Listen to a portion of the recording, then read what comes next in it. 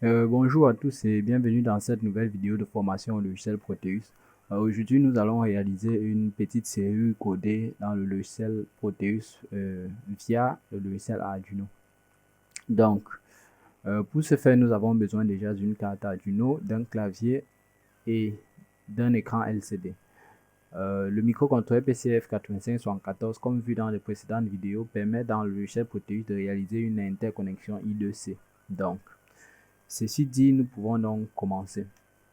Nous connectons les lignes du clavier L1, L2 jusqu'à L4 aux différents pins 13 à 10 de la carte Arduino et les lignes des colonnes du clavier de C1 à C4, nous les connectons entre les pins 7 et 4 de la carte Arduino. Ainsi, nous réalisons donc l'interconnexion de la fichier LCD en mode I2C comme vu dans les précédentes vidéos. Donc, ceci dit, le schéma étant réalisé, nous pouvons commencer la programmation. Pour la programmation, nous commençons d'abord par inclure la librairie du clavier. Je rappelle encore que pour télécharger la librairie du clavier dans le logiciel Arduino, il faut faire un croquis, inclure bibliothèque, gérer les bibliothèques. Et là, normalement, quand vous êtes connecté, ça va apparaître de celui une minute, oui. Normalement, là, quand vous êtes connecté, vous tapez la librairie Keypad. Oui, Keypad. Tapez la librairie Keypad. Bon, chez moi, ça va trouver parce que c'est déjà installé, mais chez vous, vous voyez là, j'ai déjà installé. Vous voyez là, vous pouvez installer cette version. Il y en a plusieurs. Vous voyez, j'ai déjà installé celle-ci, install. Donc, vous voyez, il y a plusieurs versions et j'en ai installé quelques-unes. Donc, vous allez installer une des librairies Keypad. Et là, vous allez inclure cette librairie dans votre en-tête de fichiers Arduino. Donc, vous incluez également la librairie Liquid Crystal, vous téléchargez de la même façon. Et déjà, il y a une vidéo dédiée à ça. Et là, maintenant, vous devez définir la longueur de votre code. Quelle est la longueur des caractères de votre code? Donc, par exemple, vous pouvez vouloir coder votre clavier avec peut-être 5 chiffres, 7 chiffres, 8 chiffres. Ça va dépendre de vous. Chez nous, nous avons pris 7 chiffres par défaut. Donc, là, nous déclarons donc une chaîne de caractères qui représente la longueur du code. Et là, nous entrons notre code. Donc, le code qui sera souhaité, qui sera enregistré, qui sera 1, 2, 3, 4, 5, 6. Donc là, nous déclarons une valeur compteur de données qui va compter les données en entrée qui sera égal à 0 et un master count qui va délimiter l'arrêt de comptage de données. Donc, ceci dit, nous pouvons déclarer les différentes constantes pour les lignes et pour les colonnes.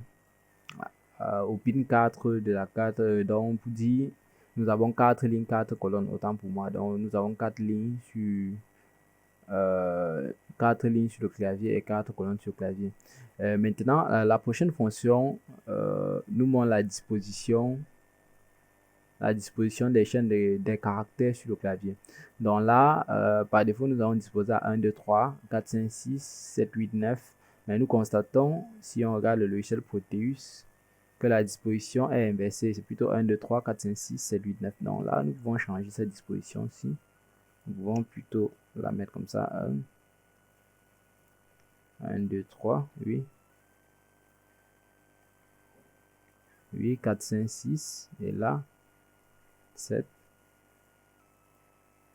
8 et 9. Et là, on a ABC étoile 0 dièse. Donc là, maintenant, nous déclarons maintenant les pins sur lesquels sont branchés les lignes qui sont 13, 12 jusqu'à 10 et les pins sur lesquels sont branchées les colonnes qui sont 7 jusqu'à 4. Là, nous initialisons dans le clavier avec la fonction keypad, custom keypad. Et là, nous indiquons les broches lignes, les broches colonnes et le nombre de lignes, le nombre de colonnes. Donc ça dépend de vous. Donc, vous allez voir si vous utilisez un clavier 3x3, un clavier 4x3, donc ça va dépendre de vous. Un clavier 4x4, vous allez toujours entrer ainsi. Donc, tout en remodifiant celui-ci pour le mettre à la taille de votre clavier. Donc là, nous déclarons un nombre d'essais de 3, mais nous n'allons pas l'utiliser dans notre code. Ce sera pour une prochaine fois. Ici, LCD init, nous initialisons l'écran LCD avec 10 microsecondes. Oui, ça peut suffire pour initialiser. Notre fonction loop, par contre, ne contient qu'une seule fonction entrée code. La fonction entrée code va donc traiter de... Quand nous allons exécuter cette fonction, ça va nous écrire à l'écran entrer le code. Après, ça va lire les valeurs qui viennent au clavier. En fonction des valeurs à entrer, le code sera caché. De telle sorte quand vous entrez au fur et à mesure, la première donnée vous entrez, elle est cachée, la deuxième, elle est cachée, la troisième, elle cache les autres, elle cache les autres au fur et à mesure que vous entrez, vous allez voir lors de la simulation. Et nous effectuons juste un traitement de données. Et après, nous affichons si le compteur de données, la longueur du code -1.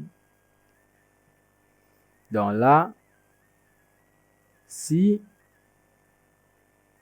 la chaîne de caractères récupérée du clavier correspond au code qu'on s'attendait, là nous affichons là accès accordé. Sinon, nous affichons accès refusé avec un délai de 1000 microsecondes pour que l'affichage tarde un peu et qu'on puisse le voir. Donc là, et après nous effaçons les données vu que nous utilisons les tableaux, les chaînes de caractères, nous effaçons les données pour recommencer un nouveau cycle. Donc, si nous compilons tout ça, bon, bien sûr, nous importons dans le shell Proteus, ce qui est déjà fait pour moi. Vous exécutez là, vous allez voir, là, entrer le code. Il me demande d'entrer le code. Si j'entre le code 1, 2, 3, 4, vous voyez, au fur et à mesure que j'entre un chiffre, ça cache les autres, telle en sorte que votre saisie est sécurisée. Et 4, c'est à 4, 5, 8 et 6. Vous voyez, là, il nous accorde l'accès. Donc, un nouveau cycle recommence, bien sûr, ce n'est pas un nouveau cycle à recommencer, donc on vous demande encore d'entrer le code. Nous allons entrer cette fois-ci un mauvais code. Donc, 1, 2, par exemple, que de mettre 6, nous allons mettre 4, 5. Mettons 7, vous voyez, accès refusé parce que le code ne correspond pas. Après, nous pouvons recommencer 1, 2, 3, 4, peut-être 8, 7. Vous voyez, accès refusé. Ça, c'est parce que les codes ne sont pas incorrects, vous voyez. Oui. Donc, ceci peut être utile. Donc, ceci peut être utile dans vos différents projets. Peut-être si vous réalisez un module, peut-être de commande, et qu'il y a seulement certaines personnes qui doivent être autorisées à manipuler le module, vous pouvez y agencer au module un clavier de commande pour générer un code. Par exemple, je prends un exemple, un module peut-être de variation de vitesse de moteur à courant continu. Vous voulez peut-être rendre sécurisé l'accès au module. Vous entrez dans un code qui permet de démarrer le module. Et si l'utilisateur n'a pas le code, il ne peut pas démarrer le module. Ça, c'est pour plus de sécurité.